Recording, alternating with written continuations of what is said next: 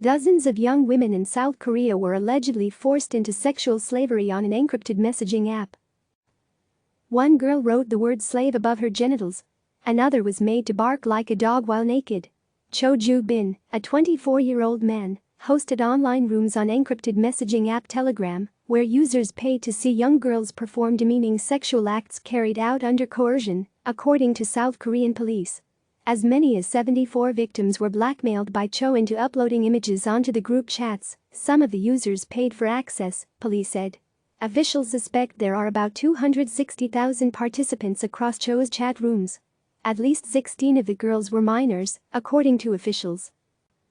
On March 20, the authorities announced that Cho had been arrested on charges including producing and distributing child pornography, sexual abuse, blackmail, coercion, fraud, illegal distribution of private information, and sexual assault through illegal filming, but he has not been indicted.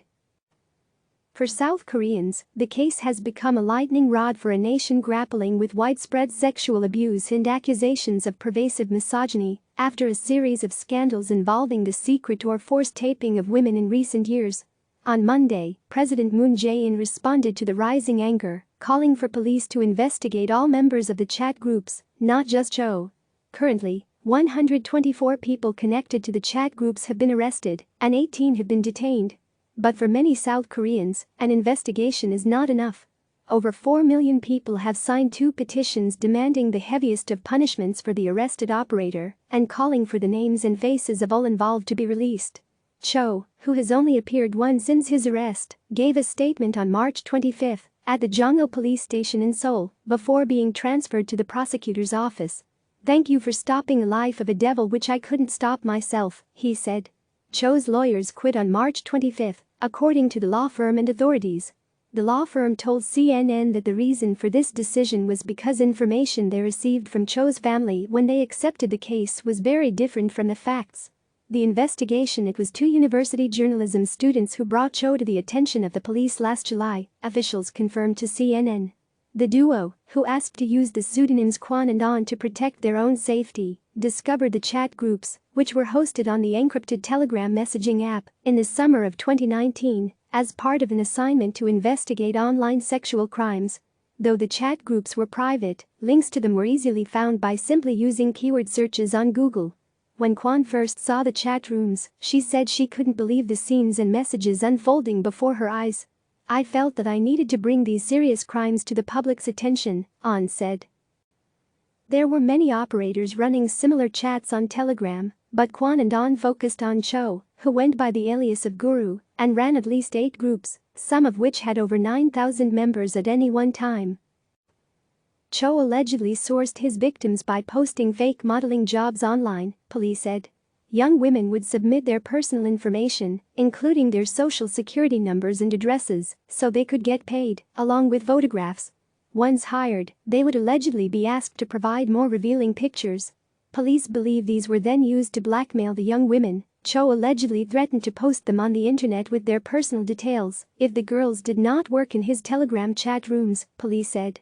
Cho allegedly ran free of charge chats, which offered the chance to pay to upgrade to more premium groups, where they could make increasingly demanding requests of the girls. Users paid as much as $1,200 to enter a room using Bitcoin transactions, according to police. Each Telegram group had about 3 to 5 girls to one chat room. Guru called the slaves who would be online and ready to take requests for pictures and videos of them performing acts, which they captured on their own cameras from both paid members and the operator, according to Kwon and On. While the encrypted nature of Telegram has proven itself to be a tool for resistance against authoritarian regimes around the world, the anonymity of the platform allows the chat room participants to be able to remain anonymous. CNN has reached out to Telegram for response but has not heard back. Furthermore, Cho allegedly received payment via Bitcoin, according to South Korean police. Bitcoin is a decentralized currency, meaning there is no company or official bank which oversees transactions. Users store their Bitcoin in a virtual account, known as a digital wallet, without having to prove their real identity, as they might for a regular brick-and-mortar bank account.